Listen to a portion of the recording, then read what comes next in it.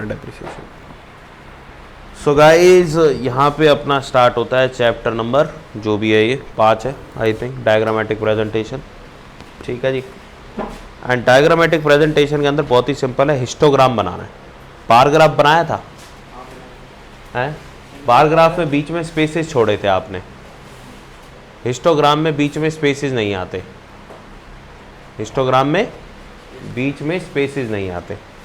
देखो 0 to 10, 10 to 20, 20 to 30, 30 to 40, तो वो बन गया हमारा। तो इसमें क्या है, आपके स्पेसेस नहीं है बीच में। ठीक है, तो सिंपल सा डिफरेंस है। बनाना आपको आता ही है, बनाना आता है 100%। रिया आपको आता है बनाना हिस्टोग्राम, क्लियर है। Now present the following data in the form of a histogram. Same दे रखा है, लेकिन अब यहाँ पे देखो, यहाँ पे ना सबका क्लास इंटरवल सेम था, 10 10 10 10 10। लेकिन यहाँ पे देखो 5 का डिफरेंस, 5 का डिफरेंस, 5 का डिफरेंस, 5 का डिफरेंस, 10 का डिफरेंस, 20 का डिफरेंस और 20 का डिफरेंस। यहाँ पे अनइक्वल क्लास इंटरवल्स है, तो हमें पहले इसकी एडजस्टमेंट करनी पड़ेगी। हमने कहा 10 से 15, 15 से 20, 20 से 25, 25 30, 30 से 40, 40 60, 60 से 80।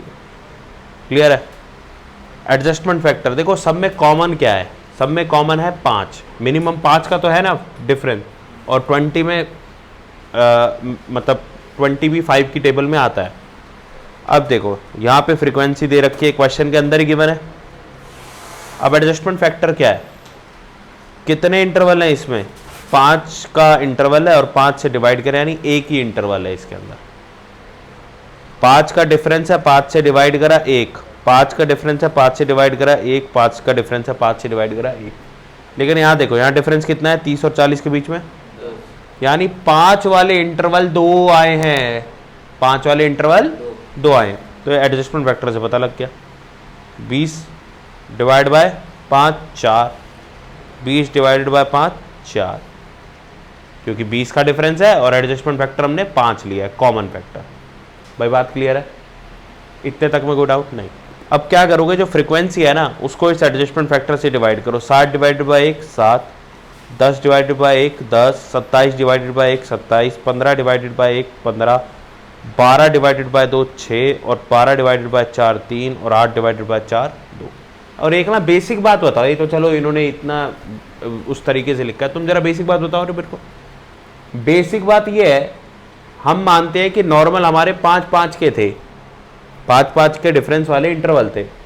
अगर 10 वाला इंटरवल है तो 5 5 के 2 इंटरवल है ना, तो हमने 2 फ्रीक्वेंसी को 2 हिस्सों में डिवाइड कर दिया, बट टोटल फ्रीक्वेंसी को 2 हिस्सों में डिवाइड कर दिया। यहाँ 20 का है ना, यानी 5 5 वाले 4 इंटरवल है, जो एडजस्टमेंट हमने 4 हिस्सों में उसको डिवाइड कर दिया। इसमें क्या लॉजिक है, कोई ज़्यादा मुश्किल है क्या? नहीं है। अब इसका बनेगा कैसे, देखो भाई 0 to 10 तक तो कुछ है नहीं, सीधा 10 से बनेगा। तो 10 to 15, 15 to 20 हमारे पास ग्राफ है, डेटा है। 20 से 25 भी है, 25 से 30 भी है, वो तो नॉर्मल आपके प्लॉट हो जाएंगे। लेकिन 30 से 40 आपको कितना प्लॉट करना है, 12 प्लॉट नहीं करना, आपको प्लॉट करना है ये जो हमने फ्रीक्वेंसी डेंसिटी बनाई है, 6 प्लॉट करना है। ठीक है ना, तो अपने आप ही 6 6 बंटवारा हो गया ना, अपने आप ही बंटवारा हो गया 6 और 6। सिमिलरली यहाँ पे आपको 12 नहीं प्लॉट करना, आपको क्या प्लॉट करना है, 3 3 प्लॉट करना है। 1 2 3 4 12 हो गए, समझ गए ना। तो पूरे को एक ही प्लॉट कर देना है हमें, अलग अलग नहीं करना, आपने आपको समझाने के लिए बता रहा हूँ ये मैं। ऐसे ही सिमिलरली 8 था तो 2 हो गया था हमारा डेंसिटी फैक्टर।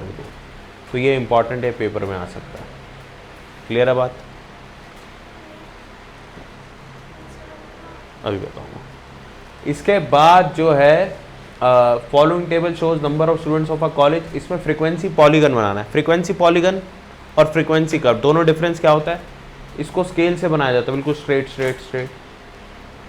और हिस्टोग्राम के मिड पॉइंट जो होते हैं ना, जो इस ग्राफ के मिड पॉइंट्स थे, इनको कनेक्ट करते हो आप, देख लो बनाया तो हिस्टोग्राम में मिड पॉइंट्स को कनेक्ट कर दिया।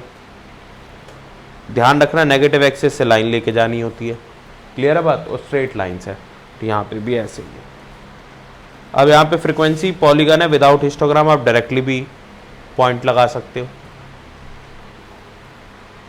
ठीक है ना, डायरेक्टली भी लगा सकते हो। क्लियर है बात। और इसके अंदर ध्यान रखना गाइस,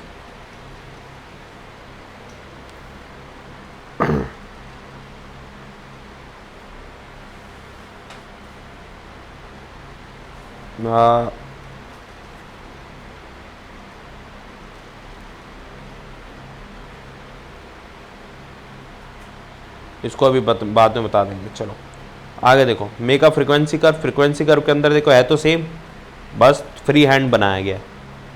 तो कर्व और पॉलीगॉन में डिफरेंस समझ में आ गया, कुछ है इसमें। और उसके बाद है अब ऑजाइव बनाने, लेस देन और मोर देन ऑजाइव्स। तो लेस देन मेथड और मोर देन मेथड मीन में किया था है, उसके अंदर हम कम्युलेटिव फ्रीक्वेंसी निकालते थे। सिमिलर यहाँ पे अब 0 to 5, 5 to 10 है, तो अगर लेस देन 5 होगा तो 4 लेस देन 5 वाले हैं, लेकिन लेस देन 10 वाले तो 4 भी होंगे और 6 भी होंगे, यानी प्लस हो जाएगा। लेस देन 15 वाले 4 भी होंगे, 6 भी होंगे और ये 10 भी होंगे, यानी 20 हो जाएगा। हम ऐड करते चलते हैं फ्रीक्वेंसी को। लेस देन 20 वाले 30 हो जाएगा, लेस देन 25 वाले 55 हो जाएगा। क्या कर रहे हो, इनको ऐड करते चल रहे हो। 20 + 10 35, 30, 30 + 25 55, आया ना 55। समझ गए, कुछ है इसमें नहीं है। मोर देन में क्या करोगे, मोर देन 0 वाले कितने हैं, सारे के सारे हैं, सारा टोटल कितना है, टोटल इसका 100। तो मोर देन 0 वाले तो पूरे 100 हैं, इसमें माइनस करते चलते हैं। मोर देन 10 वाले, मोर देन 10 वाले 4 माइनस कर दो बस, या सॉरी मोर देन 5 वाले 4 माइनस कर दो, फिर मोर देन 10 में 10 माइनस कर दो। कोई दिक्कत इसमें?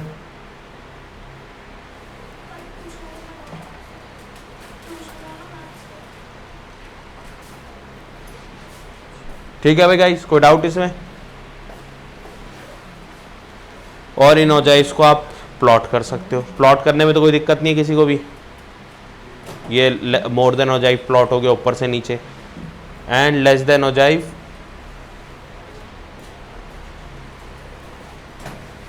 ठीक है, और दोनों को एक साथ प्लॉट कर दिया तो आपका कंप्लीट हो गया। जैसे क्वेश्चन में पूछे वैसे कर दो, तो पूरे चैप्टर को कोई दिक्कत नहीं है।